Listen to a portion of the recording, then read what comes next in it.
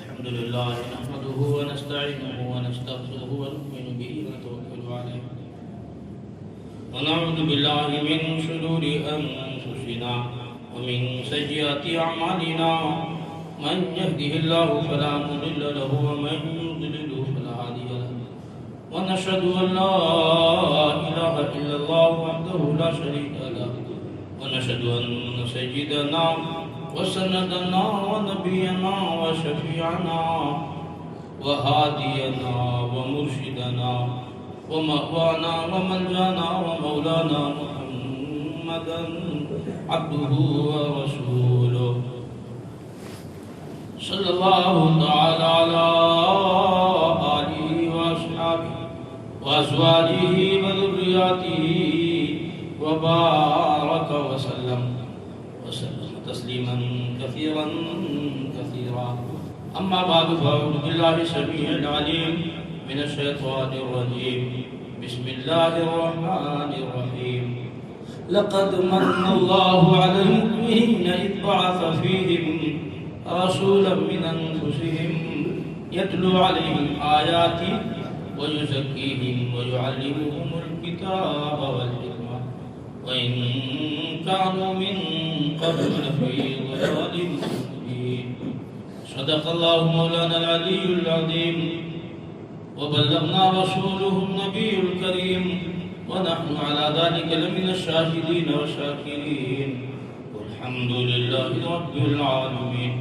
اللهم صل على سيدنا محمد وعلى آل سيدنا محمد وبارك وسلم اللهم صل على سيدنا محمد وعلى آل سيدنا محمد وبارك وسلم اللهم صل على سيدنا محمد وعلى آل سيدنا محمد وبارك وسلم.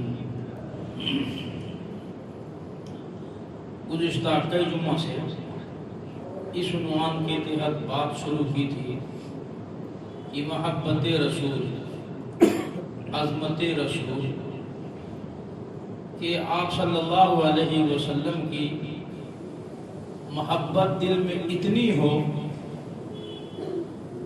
کہ نہ بیوی کا، نہ بچوں کا، نہ مال کا، نہ اولاد کا، کسی کی محبت ایسی نہیں ہو کہ وہ حضور صلی اللہ علیہ وسلم کی محبت پر غالب آ جائے. اللہ تبارک تعالیٰ نے انسانوں کو بے شمار نعمتیں عطا فرمائی ہیں، اور معلوم ہے ان نعمتوں کو دینے کے بعد اللہ تعالیٰ نے کسی پر کوئی احسان نہیں جتلایا. آج کوئی کسی کو گھونٹ چائے پلائے احسان جتلاتا ہے کہ میں نے تمہیں چائے پلائی.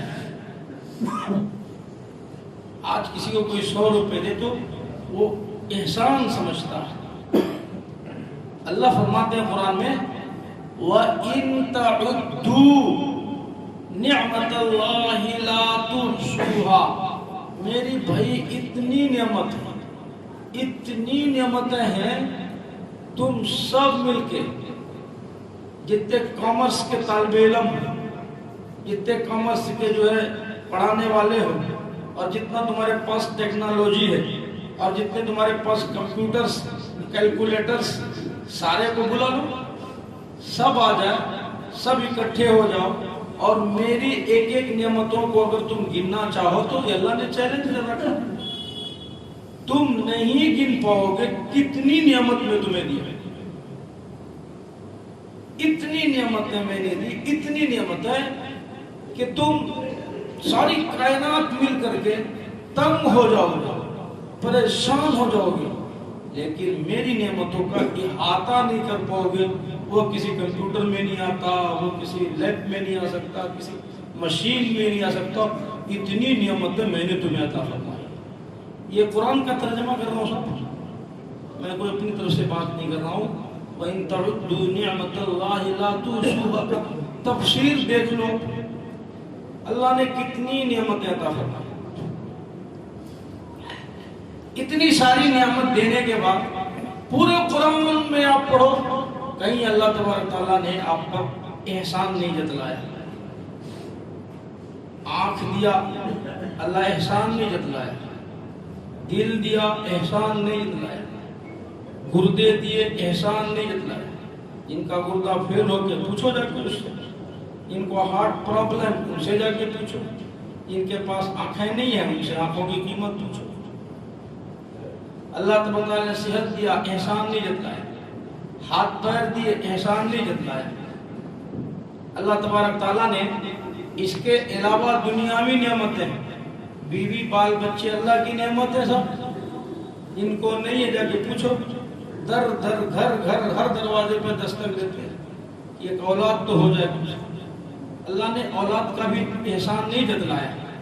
پھر اللہ تبارک تعالیٰ نے مزید احسان فرمایا, کسی کو ڈاکٹر, کسی کو انجینئر, کسی کو لائر, کسی کو بزنس مین, کسی کو تاجر, کسی کو مہاجر, بڑی بڑی نعمتیں عطا فرمائی. اللہ نے احسان نہیں جتلایا.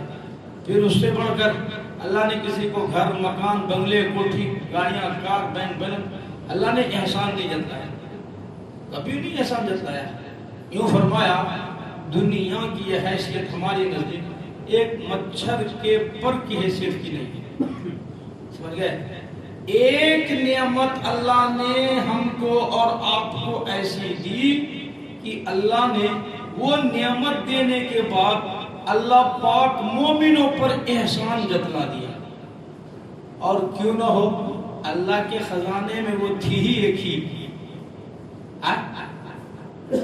اللہ کے پاس بھی وہ ایک ہی نعمت تھی جو اللہ کے خزانے میں تھی.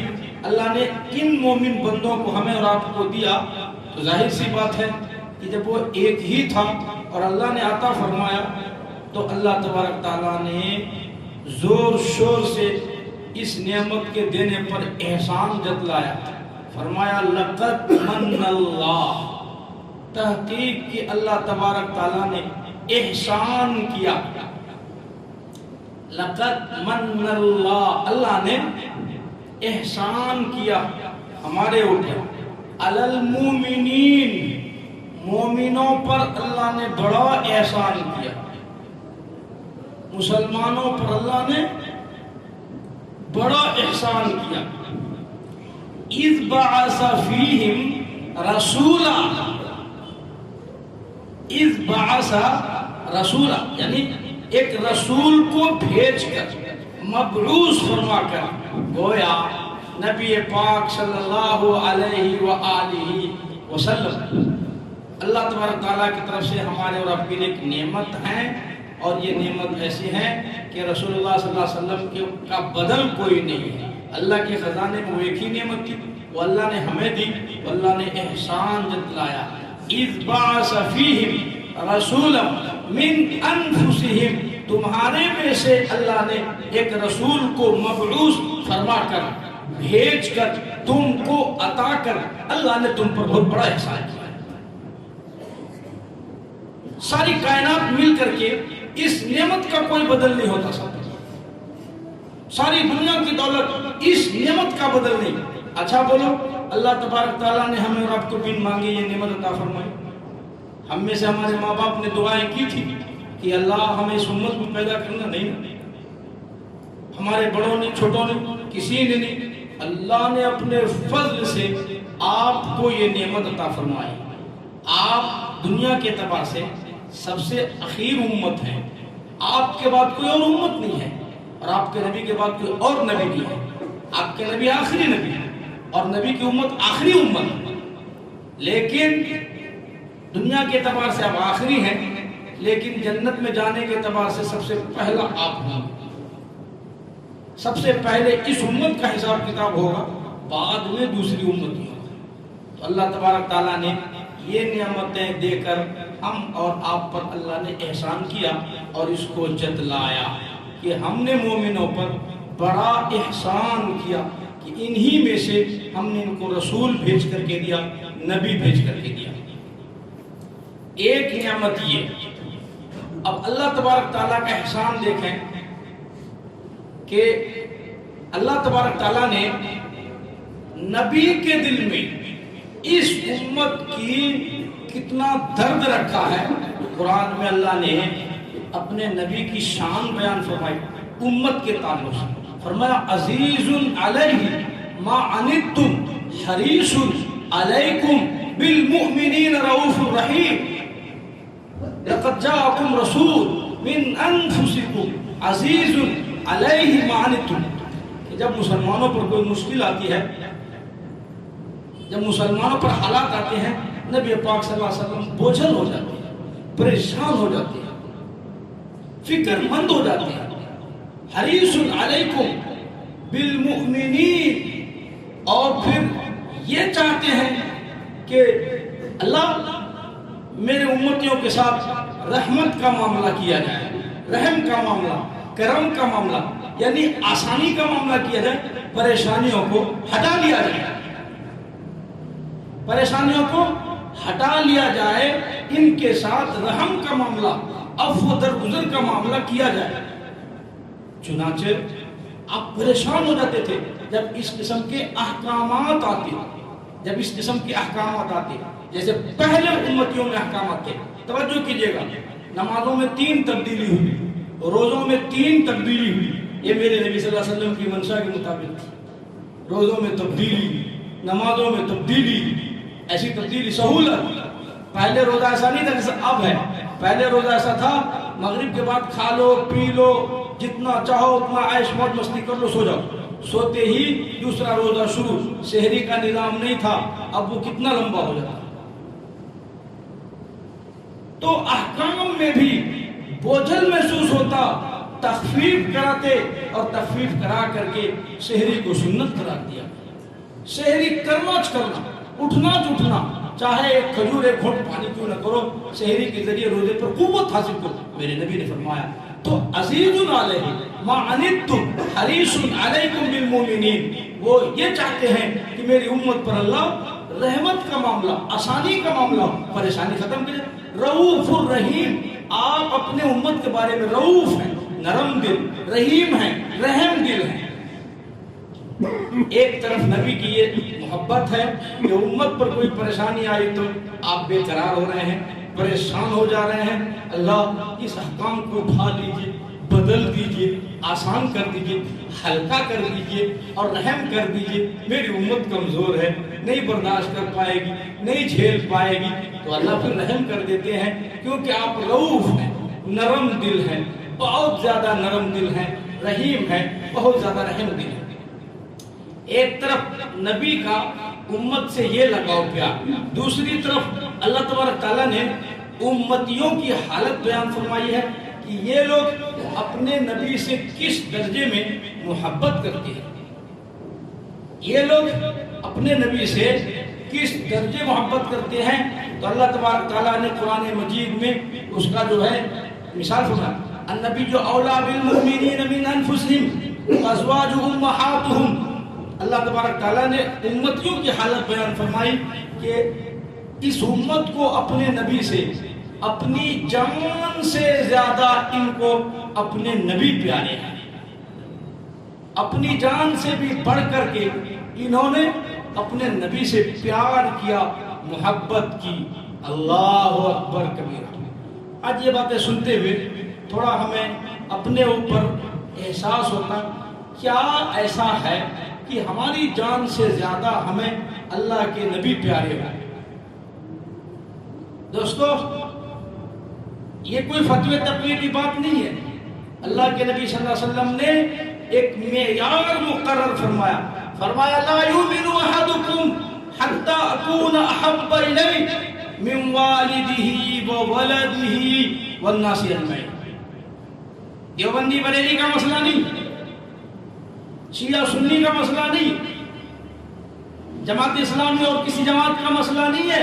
اللہ کے نبی نے ایک معیار مقرر کیا، ایک حد مقرر کی، ایک کسوٹی دیا، ایک نمونہ دیا، اور یوں فرمایا لوگوں ہرگز وہ آدمی، ہرگز وہ بندہ مسلمان نہیں ہو سکتا، مومن نہیں ہو سکتا.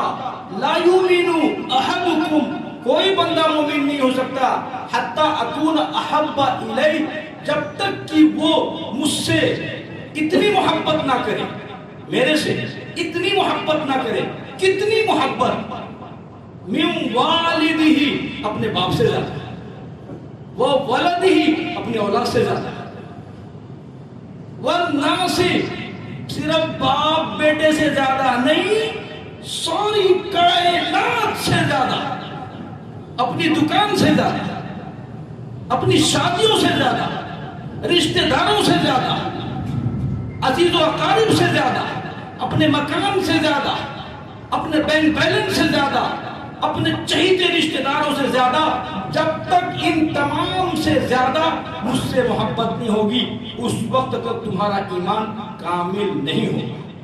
میرے نبی نے فرمایا اللہ سے محبت کرو، کیوں؟ اس لیے کہ اللہ نے تمہیں پیدا کیا اور تمہیں رزق عطا فرماتا ہے، رزق عطا فرماتا ہے، اور جو ہے رزق دینے والا محسن ہے، محسن کا احسان مانو، اللہ سے محبت کرو اور میرے سے محبت کرو، اس لیے کہ اللہ کو مجھ سے محبت ہے، اللہ کو مجھ سے محبت ہے۔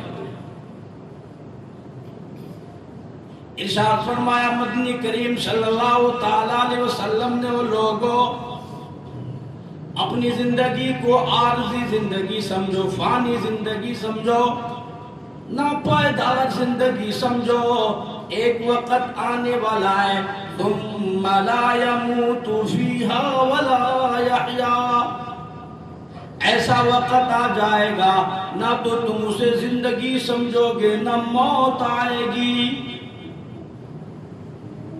تو علماء کرام نے سیرت کے 3 درجے بنائے، سیرت النبی صلی اللہ علیہ وسلم کا خلاصہ، سیرت النبی صلی اللہ علیہ وسلم کا حاصل، عظمت نبی، یعنی آدمی کے دل میں اتنی عظمت ہو، اتنی محبت ہو کہ وہ یوں کہے کہ مجھے بیوی، بال، بچے، تخت و تاج سب سے زیادہ مجھے حضور کریم صلی اللہ علیہ وسلم کی ذات محبوب ہے۔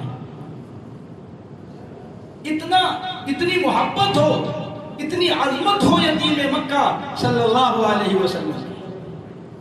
صحابہ کرام چلے ہیں جنگ کے لیے، تو میں نے مردوں کے کچھ حال آپ کو بتایا۔ مردوں کا تو چھوڑو یار، آپ عورتوں کو دیکھو کہ عورتوں نے کس طریقے سے اللہ کے رسول صلی اللہ علیہ وسلم سے محبت کی۔ عمارہ رضی اللہ تعالیٰ عنہ ہے، علماء نے لکھا 90 سال کی عمر تھی۔ جنگ بدر میں جب یہ خبر پھیل گئی کہ اللہ کے رسول صلی اللہ علیہ وسلم نعوذ باللہ شہید ہو گئے، یہ خبر آگ کی طرح سے مدینے میں پھیل گیا۔ عمارہ رضی اللہ تعالیٰ عنہ گھر سے باہر نکل آئی، احد پہاڑ کی طرف چلتی جاتی ہے، مسلمان ملتے جاتی ہیں۔ عمارہ بے قراری کے عالم میں، پریشانی کے عالم میں احد کی طرف جا رہی ہے۔ راستے میں مسلمان ملے، کہنے لگے اماں تو کدھر کو چلی، کدھر تیرا پروگرام ہے، نہ جا، حالات بہت دیگر ہوئے، مسلمانوں کی شکست ہو گئی ہے، بہت برا وقت آ گیا۔ آپ صلی اللہ علیہ وسلم کو ایک غار میں دھکا دے دیا گیا جس سے دندان مبارک شہید ہو گئے۔ آپ صلی اللہ علیہ وسلم کا چہرہ انور زخمی ہو گیا۔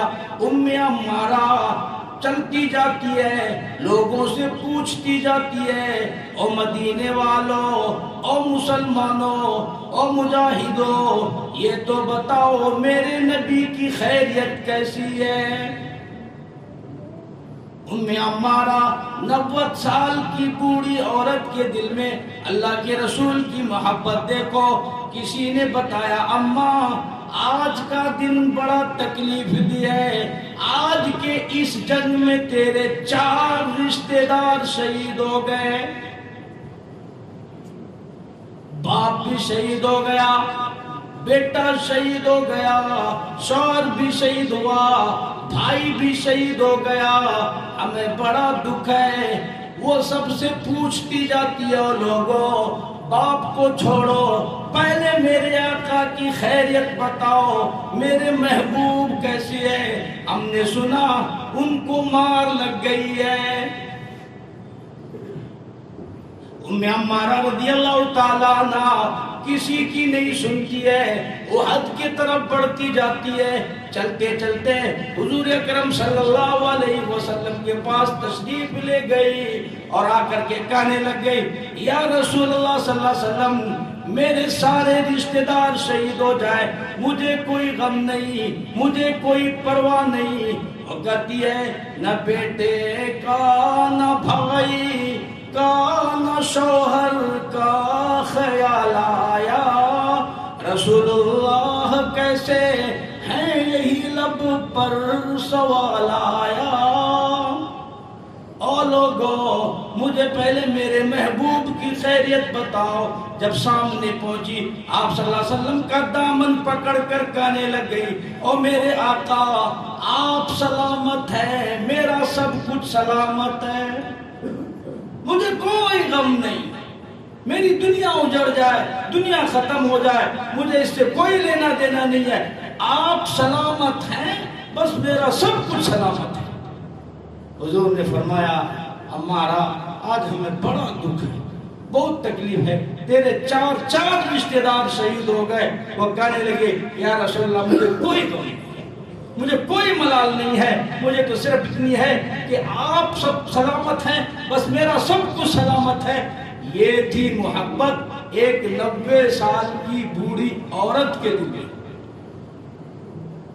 کئی موقعوں پر آپ صلی اللہ علیہ وسلم نے منع کیا ہمارا تمہارا کیا کام ہے جہاد میں تمہیں گھر میں بیٹھو ہمیں ضرورت نہیں ہے رونے لگ جاتی اور آگے کہتی یا رسول اللہ صلی اللہ علیہ وسلم اجازت دو میں زخمیوں کی مرہم پٹی کروں گی ان کو پانی پلاؤں گی شاباش شاباش کروں گی ان کو تیر پکڑاؤں گی میدان جہاد میں کوئی خدمت ہو تو میں ان کی خدمت کروں گی اتنی تگڑی تھی 90 سال کی عمر میں صحابہ کہتے ہیں کہ جوان کو اٹھا کر زخمیوں کو کندھے پہ ڈالتی اور پہاڑوں پہ چڑھ جاتی تھی 90 سال کی عمر میں یہ جذبہ یہ عشق یہ محبت تھی اللہ کے رسول صلی اللہ علیہ وسلم کی ایک موقع پر آئی اور آ کر کے کہنے لگی یا رسول اللہ صلی اللہ علیہ وسلم میرے تو بڑی تمنا تھی میرے دل کی حسرت تھی کہ میں شہید ہو جاؤں گی لیکن میں تو میدان جہاد سے بچ کر کے آ گئی میرے دل کی حسرت تھی تمنا تھی خواہش تھی کہ میں اللہ کے راستے میں شہید ہو جاؤں اللہ کے نام پر اپنی جان کی قربانی دوں لیکن میں تو واپس آ گئی اللہ کے رسول صلی اللہ علیہ وسلم فرمایا شہادت والی ہی موت تیری آئے گی چاہے تو بستر پر مر چاہے تو اور کہیں پر مرو لیکن موت تیری شہادت والی ہی آئے گی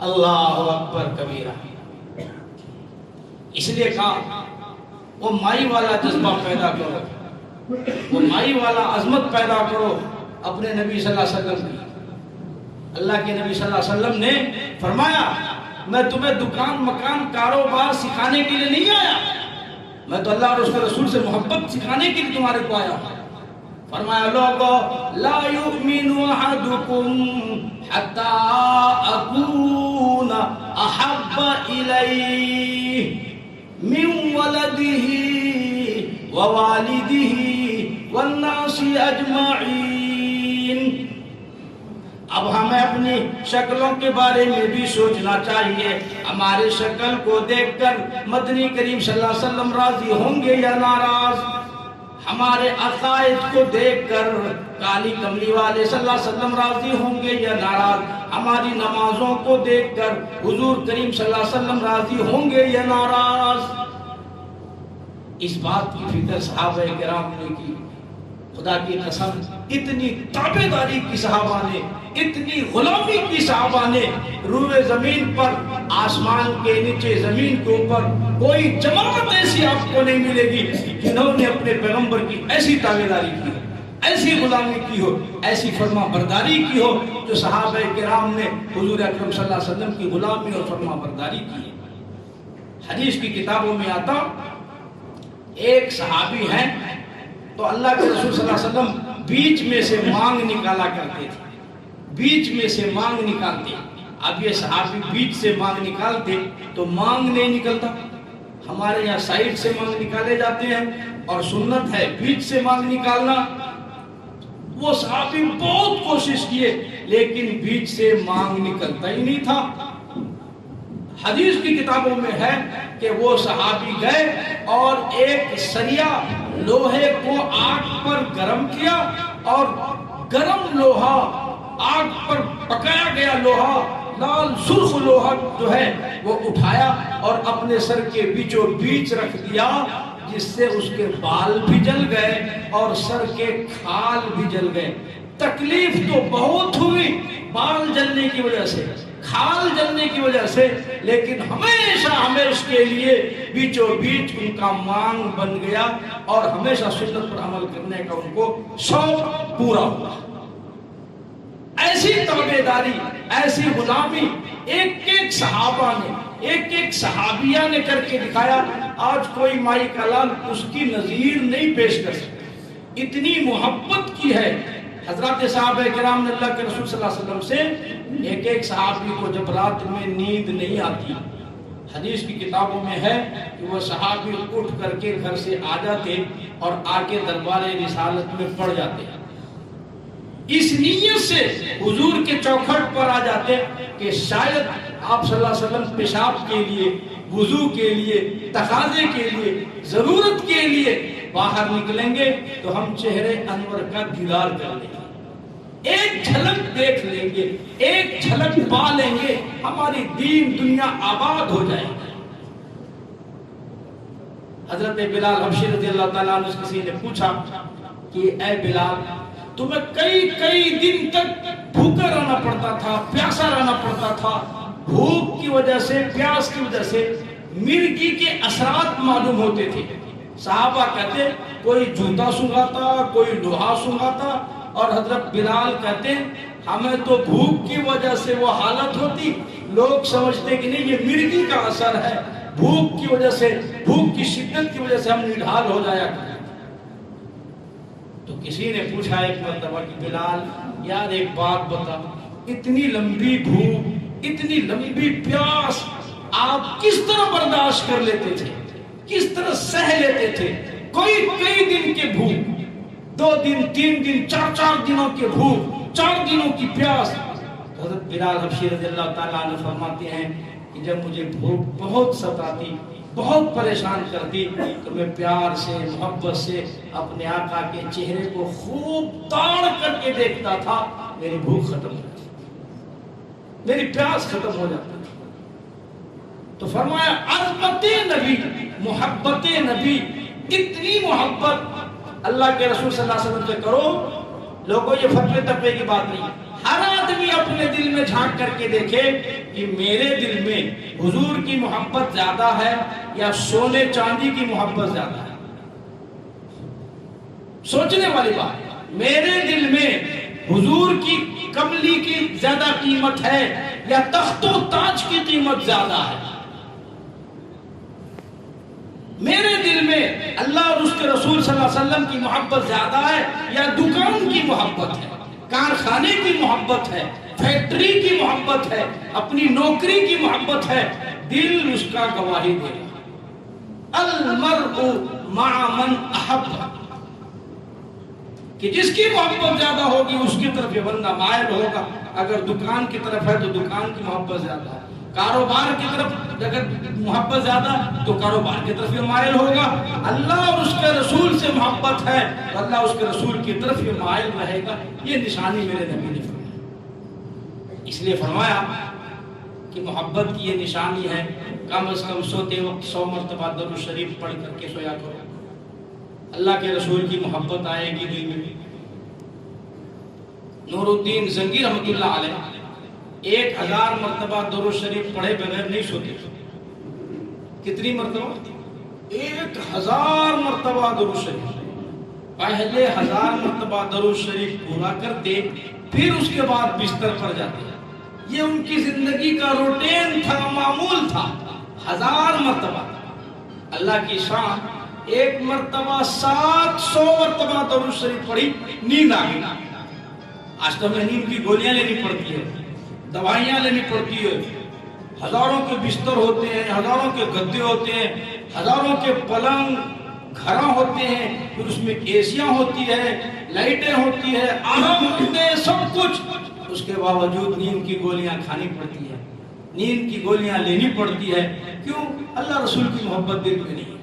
700 مرتبہ پڑھے، نیند آ گئی، خواب میں رحمت دو عالم صلی اللہ علیہ وسلم تشریف لائے اور آگے کہا نور الدین کیا بات ہے، آج 300 مرتبہ درود کم کیوں پہنچا؟ پتا چلا کہ درود 1000 مرتبہ پہنچا کرتا تھا وہاں، تبھی تو خبر آئی نا کہ بھئی ہمیشہ تو 1000 مرتبہ آتا تھا، لیکن آج 300 کم ملا میرے کو، 700 ہی آج پہنچا ہے، کیا بات ہے، 1000 نہیں۔ نور الدین زنگی رحمۃ اللہ علیہ فرماتے ہیں آنکھ کھل گئی، وضو بنایا، توبہ استغفار کیا، پھر 300 پورا کیا، تب جا کر کے سوئے۔ تو درود شریف ایسا عمل ہے جس کی قبولیت میں کوئی ڈاؤٹ نہیں ہے، آپ جتنی بار پڑھو گے وہ قبول ہوگا، مقبول درود ہوگا، اس کے رد ہونے کا کوئی چانس نہیں ہے، ایسا عمل درود شریف ہے۔ لیکن کیا بیوی سے بات کرتے کرتے نیند آ جاتی ہے، دنیا کے چکر لگاتے لگاتے نیند آتی ہے، دنیا کی فکر کرتے کرتے نیند آتی ہے، اخبار، ہاں وہ کہتے ہیں صاحب دن میں تو ٹائم ملتا نہیں ہے، میں رات کو سوتے وقت اخبار پڑھ لیا کرتا ہوں، اخبار پڑھتا ہوں۔ اللہ قیامت میں پوچھے گا اچھا بتاؤ بھائی کیا کیا پڑھ کے سوتے تھے؟ جی میں اخبار پڑھ کے سویا کرتا۔ اللہ کہے گا اخبار پڑھنے والے کو جلدی جنت میں بھیجو بھائی، بھیجو بھیجو۔ بے وقوفوں والی زندگی ہے، اس مائی والا جذبہ پیدا کرنا،